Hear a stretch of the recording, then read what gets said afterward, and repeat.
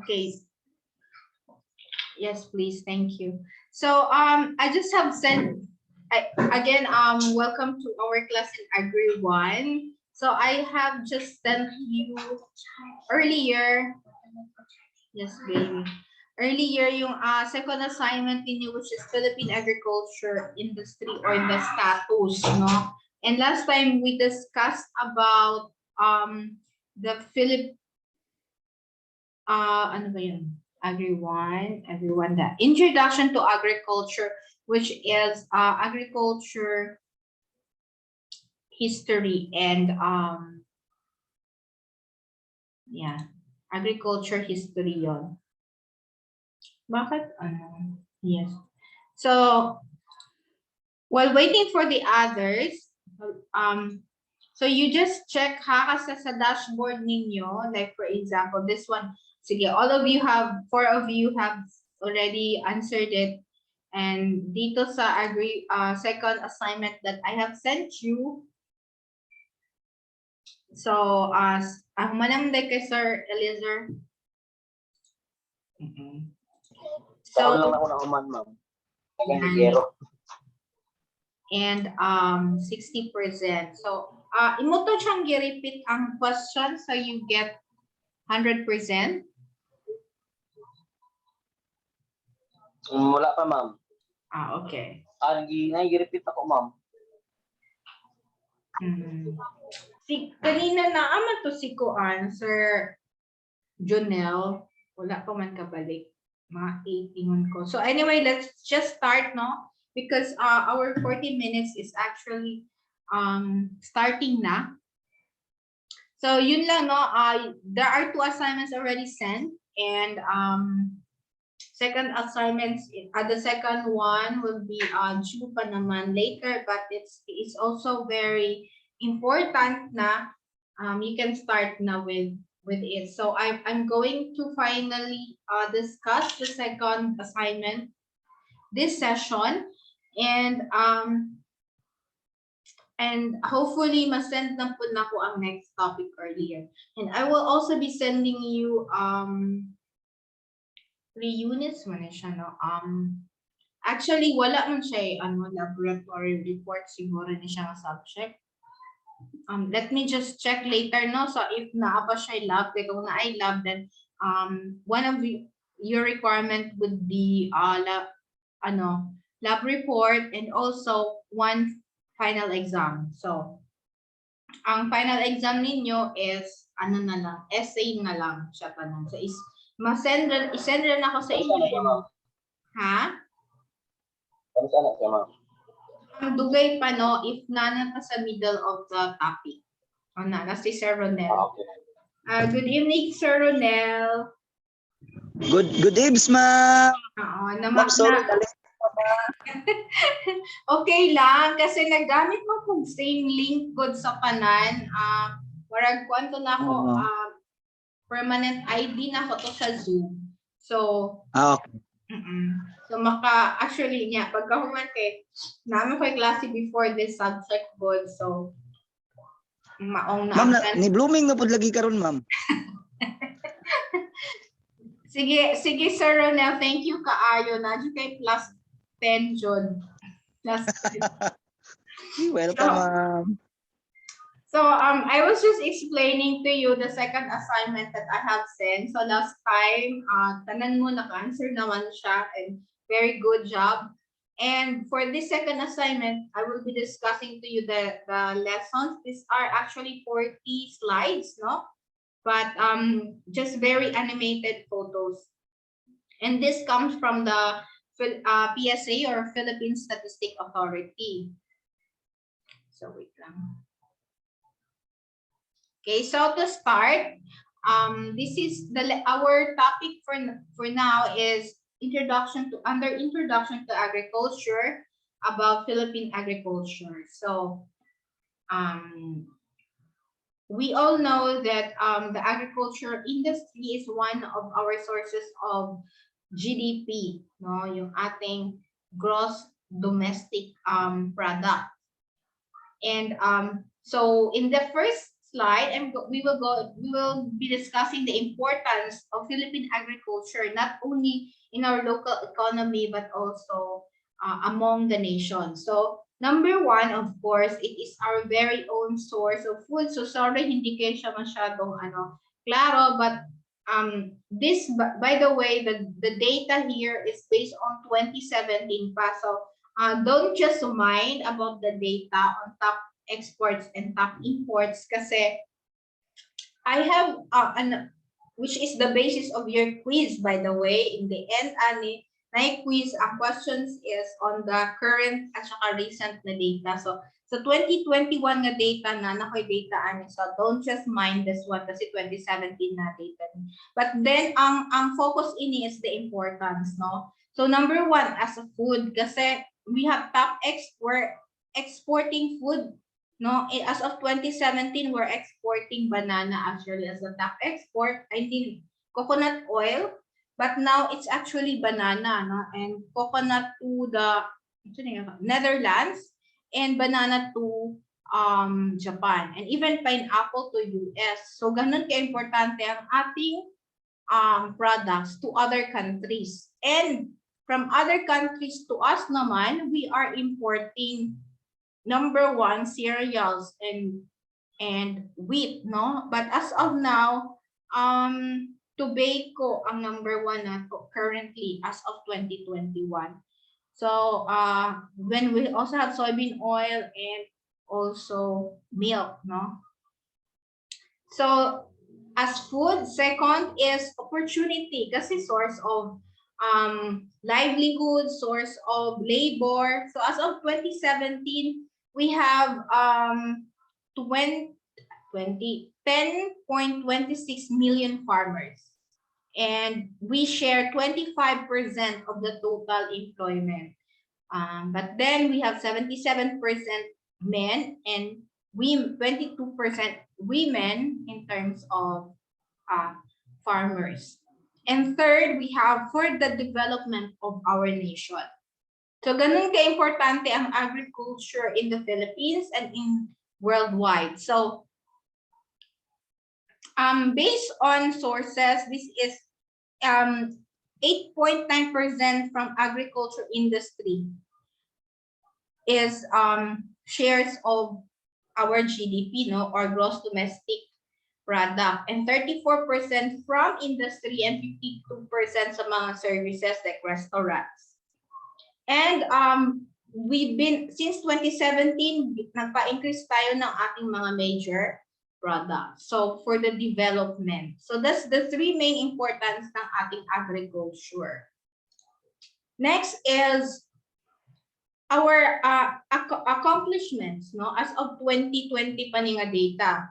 But the Department of Agriculture through the Agricultural Training Institute or ATI have actually promoted agriculture industry, no, through success stories documentation, meron na tayong school on the air implementation, meron tayong mga printed na mga materials to help our farmers and mga stakeholders, no, and IEC, so 67,000, and mga news articles published sa mga magazines, 89 kabuok. We also have 2 radio broadcast for agriculture alone. And we also have e-learning graduates, 2,000 plus, and books published, 2, and technology videos na na-develop, 5. And in terms of trainings and conducted, so we have a lot of trainings conducted by the Department of Agriculture. They have 9 organic agriculture trainings, 1 rural-based organization, 3 4-H club, 5 livestock training, 12 corn training, 14 high-value crops development, 21 trainings on rice, and 25 regular trainings conducted by the Department of Agriculture. So in terms of enhanced feed center, so feeds for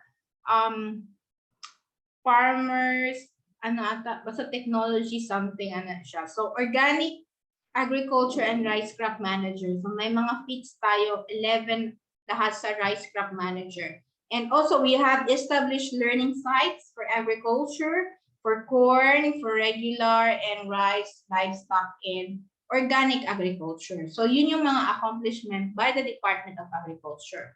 Now, based on business world, they have documented the performance of Philippine agriculture as of second quarter of 2021.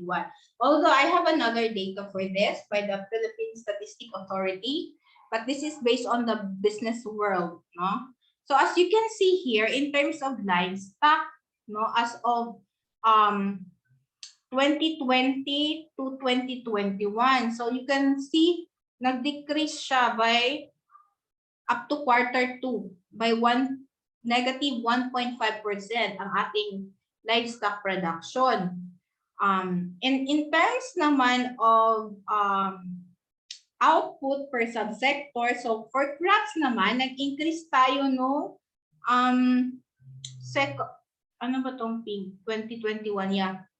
This is 2020 ang 2021 ang yellow. So nag-decrease tayo ng 3.1% sa crops. Sa livestock, nag-decrease po taog 19.3%. But sa poultry, nag-increase siya by 2.5%. And sa fisheries, nag-decrease po taog negative 1.1%. So sadly, we're not really performing well sa ating agriculture as of quarter 2 of 2021. And in terms of per subsector naman, as of the second quarter of 2021, the highest production natin is crops, followed by livestock, poultry, and then, livestock, fishery, and then poultry. So, ganon. And next is the Philippine sector situationer. This is as of 2016 by the PSA again. So our total land area as of 2016 is 29.82 million hectares in the Philippines, but only 41% is devoted to agriculture, which is 12.23 million hectares. So we are indeed an agricultural country, no? And the daily wage rate, yung ating sweldo sa mga farmers, mas mataas yung lalaki kumpara sa babae, which is 176.44 and 169.27 lang sa mga babae. And as of now, ang edad ng average Filipino farmer is 57, no?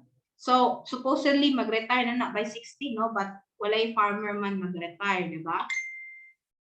But then you can see the implication na mga tigulang na yun ang mga farmer na average farmer, no? So wala na farmer nga younger.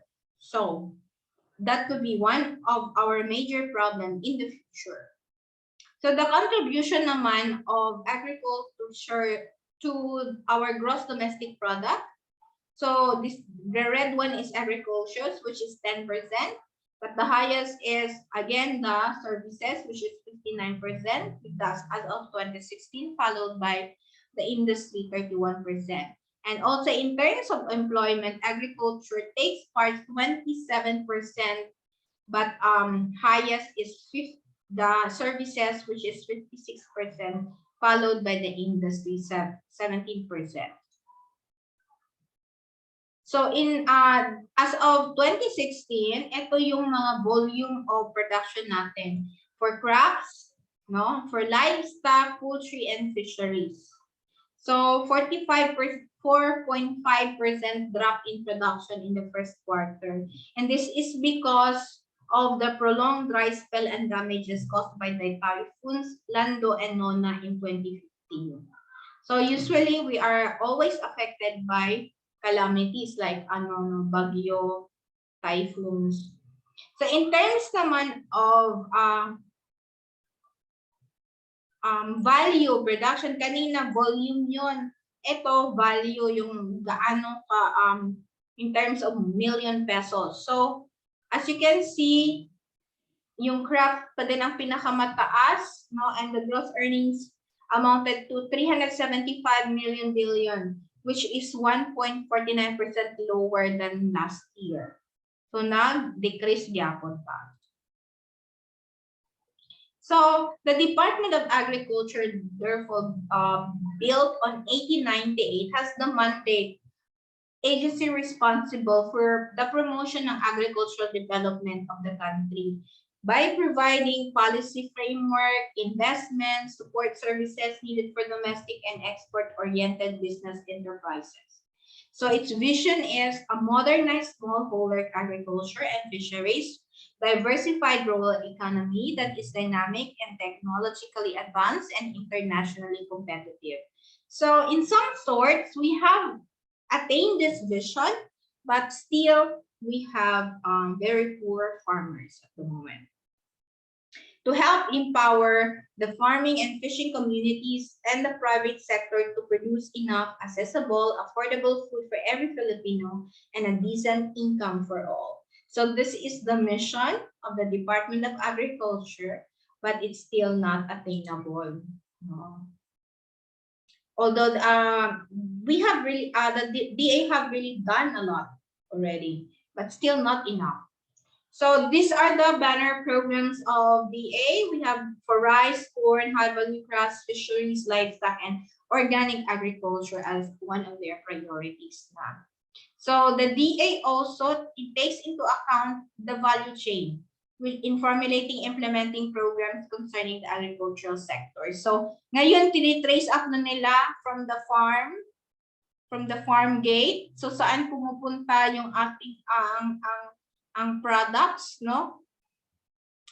Hanggang from the farm to the wholesale sa consumption hanggang sa waste hanggang in the end. So the parang intervention ng government na ayusin yung ating marketing system, no? And so, with the production support, the DA intervention is the provision of seeds. So, nagbibigay siya ng libreng seeds for farmers, even farming tools, machines, breeder stocks for livestock and fish, and so on. So, madami silang program actually. And for the post-harvest support, no, they provide post-harvest facilities, na mga dryers, processing complex, storage facilities, drum lines, and also to reduce technology that reduce post-harvest losses. So, supportive talaga yung ating agriculture department. And for research, training, and extension services, they provide fundings for the conduct of research and trainings and workshops and even technical assistance. And meron din silang tinatawag na farmer field schools. No? So sa farmer field school, parang doon nagtuturo sila sa mga farmers, nagbibigay ng mga demo, teachings, lessons, gano'n. And also in terms of marketing, no? They promote local products in domestic and international markets through trade fairs, business matching. So naghahanap sila ng market for the products, no? Linking farmers with institutional buyers or manufacturing companies and even restaurants. And as part of their marketing assistance, also help upgrade standards to levels acceptable in the local market and export, establish enterprise based also on the comparative advantage to each province. So they have the good agricultural practice and for export na mga certifications and HACCP or the hazard analysis critical control point for products, no, or halal, no, mga ganon. So those are some just of the yung project ng government. So they have the so-called rising stars. So ito yung mga agricultural products that have gained local and international attention based sa DA's promotional activities, no? So namimili sila ng mga crops of concern at tinatawag nilang rising stars para i-promote ito sa market, no? Potential for local market means training and exportation, no? Even for export. And because they are known for their nutritional value, unique taste, and also a versatile ingredient for potential use. So we have the heirloom rice from the Cordillera Administrative Region. These varieties such as Imbukan, Lasdakan, Omnino, and so on, no, are being promoted. So ito yun, no? Red rice, brown rice. So these are local varieties na may potential for health reason. And also one of the rising star nila ay ang cacao. The producers from Davao region, Cebu, Bohol, North Cotabato, and Bicol, using varieties na Criollo, Forastero, and Trinitario for use as candies, artisan chocolates, tablea, raw beans, and nibs. So maraming silang project for that. And of course, coffee. Producers from Batangas, Negros, Sargent, even Davao region, Bukidnon, Benguet, Cavite, and so on. So we use Arabica, Liberica, Barako, or Excelsa Robusta. So the products is for dried beans and green beans. No? So it has, they've been creating market for that. And I don't know if you have known Adlai. Kailan mo ani, Sir Ronel and Sir Eliezer? Adlay, ma'am. Yes. Katilaw na mo, ani? Nakatilaw na mo? Adlay, kanaman ng mga kakanin, di ba, ma'am?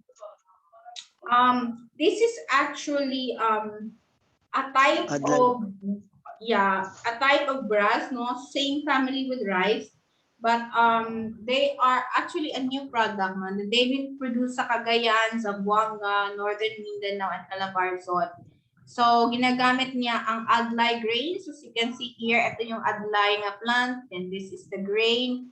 So mura gyapon siya og anong rice, no? And it is processed into flour, tea, wine, and coffee. So this is also very nutritious, and they are hoping to make it as an alternative as an alternative para sa rice mismo, kasi ang local rice production natin is still not enough for the local demand, and we are still importing rice from Vietnam. So another one is calamansi or Philippine lime. And the producers from Oriental Mindoro, Zamboanga, Sibugay, Pangasinan, Aurora, and so on. So even Compostela Valley, Agusan del Sur. So they've been promoting calamansi juice, puree, marmalade, syrup, and liquor, no, for calamansi. And pili nuts also from Albay, Camarines Sur, Sorsogon, and Northern Samar.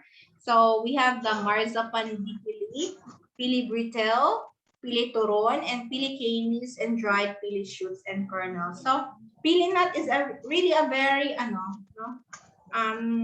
tasty na nut, no? So we also have souring agents, no? Again, ng sinampalukan na for kambing, lamig kayo, no? So we have kamyas from Calabarzon and Maroka. Yes, ma'am. Yes, ma'am. Ang kaong kaganding, sir? Yes, ma'am. Maayo. So, Yes, ma'am. Yes. Tabon-tabon from ma'am. Ha? Ano Ma'am, yun? kung saan ang tabon-tabon, ma'am? Ano ang fruit tabon-tabon, ma'am? Ha? Mura sa Actually, Chico, di ba? oo, mura sa Chico. So, muna yan dagway, no? But I have not tried actually. Not yet. We also have batuan, no, from Negros, and suwa from Northern Mindanao. So actually, Philippines is very rich of natural resources and of course ingredients. So the higher the demand, the more farmers will also be willing to produce them. With the DA intervention, like compliance to local international standards, promotion of agribusiness through credit research and trainings in business management, and also providing post-harvest facilities, trainings of farmers from planting to marketing of those crops that have been mentioned, so they can be very successful. And of course, our secretary, no, Pinol Emmanuel, our DA secretary. So this is when he took over the as DA secretary. So this is his plan for the agricultural industry. But from 2016 to 2021, it's 5 years later. So we can see his mandates on food production without corruption, and for the development of potentials for food production, rich soil and climate, and support for farmers and fisherfolk, and adapting climate change, identification of 1 million hectare for the expansion of rice production to mechanize rice farming. So you can see naman no na daghan na tag nadunggan na mga tractor o mga tree panggaling no treasure no na gipanghatag to the farmers, and also development ng high value crops, intercropping, coconut with coffee, cacao, abaca, and so on, and mga support for indigenous people, establishment ng processing facilities to increase farmers' income and fisher folk, and agar-agar processing facility in Zamboanga. So those were his plans, which are actually has been done and little by little.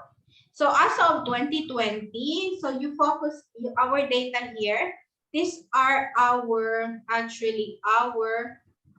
agricultural export and imports. Kaso hindi nag-top dito yung kasi hindi naman nakalagay kung crop siya, no? So hindi nag-top yung mga livestock. So for wala man juice siguro yun na except for milk products. So as you can see here, we have the top 3 export crops. We have top 1 is banana, followed by pineapple and tobacco. So our rice and corn production has increased in terms of production, no? And also for our share of the agricultural exports is about 9.5%, no, and but we also have an equal imbalance in terms of export, kasi this is what we need to understand when we speak of international trade, no? Kasi kailangan for one country, in order for one country to export or to be able to import products from one place, from one country to another, we have to have a balanced exports versus imports. So as you can see here on the figure, we have more exports compared sa ating the other way around.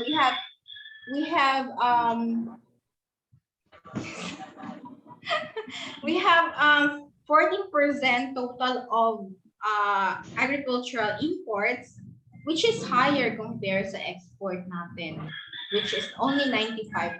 So dapat i-balance na siya. As you can see here, I arrow to show that, and this is in terms of volume. So in terms of volume, we have 307 billion export and 600 something billion import. So these are our top 3 crop commodities import. So nag-i-import tayo ng tobacco. So manigariluhay kaya ang mga Pinoy, no? And coffee, of course, manginumay, medyo tag-kape, no? Mga barista. And third is the rubber, no? So, but then it makes sense because we have we are also using transportation. No? So that's it. Nagainom di ka kape, ma'am? Yes, life, coffee is life. Pero, Ayaw, pero wala ko panigarilyo. ayaw ng kape, ma'am. Dili bagay bang? Dapat kuan milk. May Diyos ko, pampatulong mo ng milk. Mga dili bagay sa beauty. Charot. Mas magwapa pa yun guys, sir, kung mag-milk. Oo, tinojud, ma'am. Para sa baby na lang na. Say hi. Baby. Dili mo to. Hi, everybody. I'm Alexa. Hi, baby. And Hello. hi. Yes, sir. And sir, do you have any questions? Do you have any question regarding our agricultural export and imports as of 2020 national data? Wala, ma'am. Okay, so if ika-share, sir Eliezer, don't be shy or don't hesitate to share. So our value of production in the Philippine agriculture and fisheries second quarter of 2021 actually, as reported earlier kanina sa World Business, is decreased talaga tayo ng growth rate by 1.5%. In all agriculture, crops, ang crops natin nag-decrease ng 3%, but the livestock 19% decrease, the poultry 2.5% decrease, and fisheries natin is decreased by 1%. So ito yung mga current prices. Ito yung ating value of production per sector based on current prices. So in agriculture as a whole, nag-increase siya naman ng 7.2%. But sa crops natin also by 1.9%, amounting to 267 billions.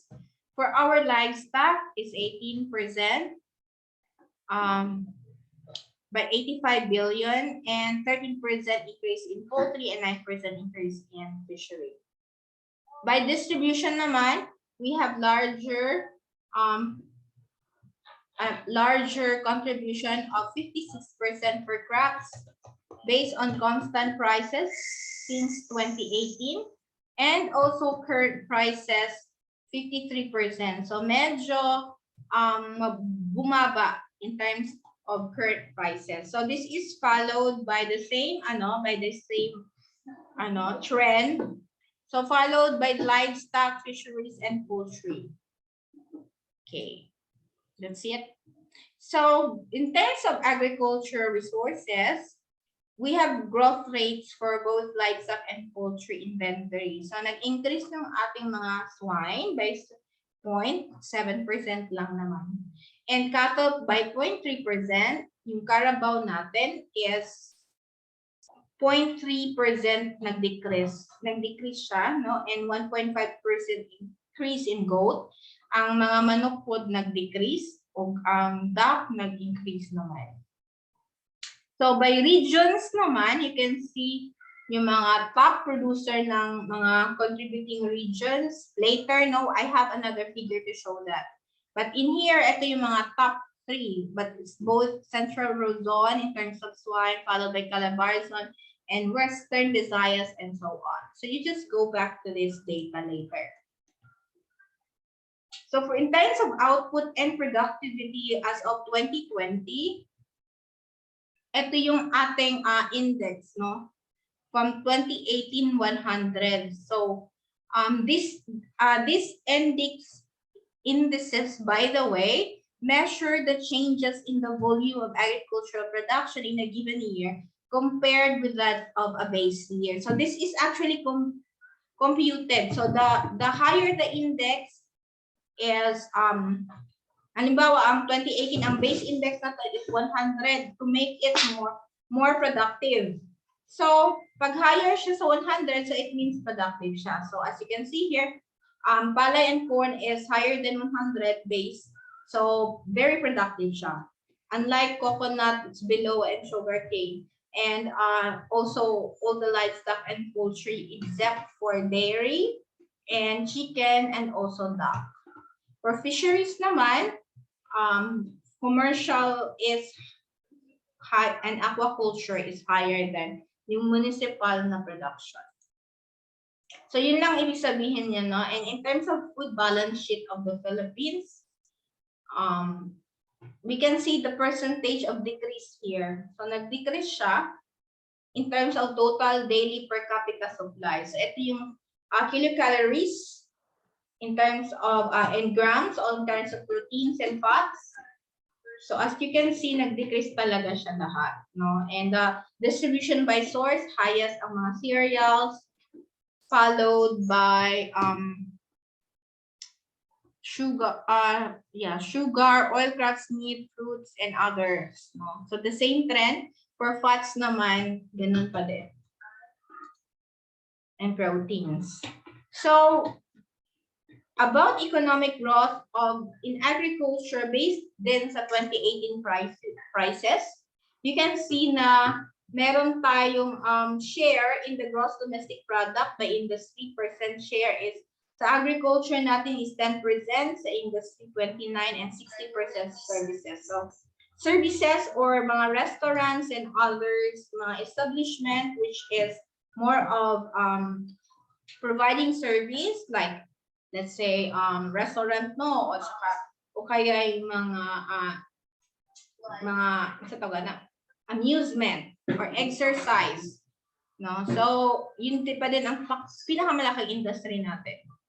And in terms naman of growth rate in the different area of agriculture, crops, livestock, and so on, you can see ito yung mga nag-decrease siya lahat except for agricultural crops and support activities.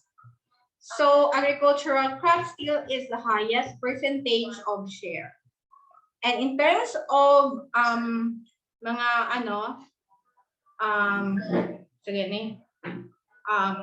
main islands, no? So highest pa rin ang Luzon, followed by Mindanao, siyempre mas maliit kasi ang Visayas. So in terms of government support, this they have actually supported an estimated of 3 million hectares for irrigation alone and 2 million hectares for service area for irrigation development, which is 64%. And for for land distribution registration by the this is for irrigation alone, but for land distribution by the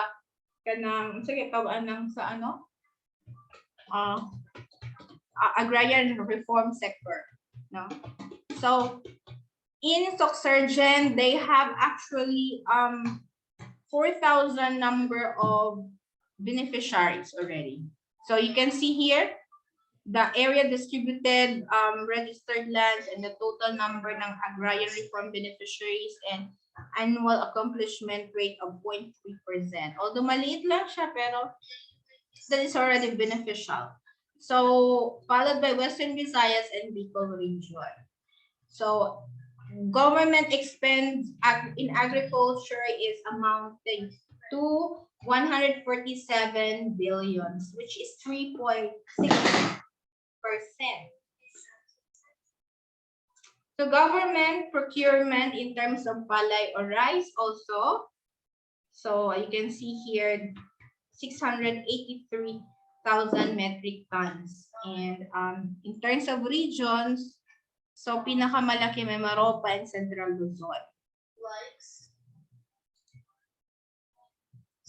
So the value of production as of, just to compare you on the 2021 second quarter. So ito yung first quarter. So you can see the same trend, but the amount of percentage decrease is higher. Kasi 1.5 kanina, ito 3.3. And all the rest are actually have the same trend. So in terms then ng regional performance as of 2020, you can see here the highest region with highest growth rate ay Western Visayas. Is highest growth rate is Kani ba na siya? And this is region with biggest share. Tama lagi. Growth rates in value of production in agriculture. So you can see 4.7 ang pinakataas na rate. So ito yung Western Visayas.